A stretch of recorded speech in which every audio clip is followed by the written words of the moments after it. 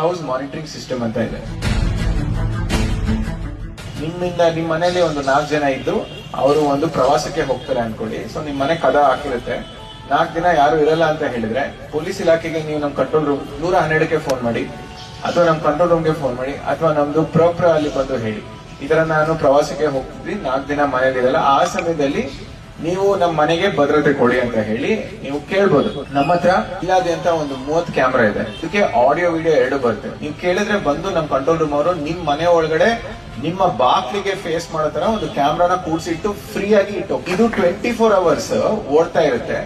ನಮ್ control room ಅಲ್ಲಿ ಆ ಕ್ಯಾಮ್ರಾದು ನಿಮ್ ಬಾಗ್ಲಿಗೆ ಬರೋ ಫೀಡ್ ಇರುತ್ತೆ. ಸೊ ಒಂದ್ ವೇಳೆ ಯಾರು ಬಂದ್ರು ಕೂಡ ಇಮಿಡಿಯೇಟ್ ಆಗಿ ಅವ್ನು ಯಾವನಿದಾನೆ ಅಂತ ಹೇಳಿ ನಮ್ಗೆ ಕಂಟ್ರೋಲ್ ರೂಮ್ ಅಲ್ಲಿ ಗೊತ್ತಾಗುತ್ತೆ. ಅಲ್ಲಿಂದ ನಾವು ಬಜರ್ ಸೌಂಡ್ ಮಾಡ್ಬೋದು, ಅಕ್ಕಪಕ್ಕ ಮನೆಯವ್ರಿಗೂ ಕೂಡ ಹೇಳ್ಬೋದು, ನಮ್ ಗಾಡಿನೂ 5 ನಿಮಿಷದಲ್ಲಿ ಬರ್ಬೋದು. ಇದ್ರಲ್ಲಿ ನಿಮ್ದು ಹೋಗೋದು ಏನು ಇಲ್ಲ, ಬರೀ ಪೊಲೀಸ್ ಇಲಾಖೆಗೆ ಒಂದು ಕರೆ. ಜಸ್ಟ್ ಎಲ್ಲರಿಗೂ ಹೇಳಿ.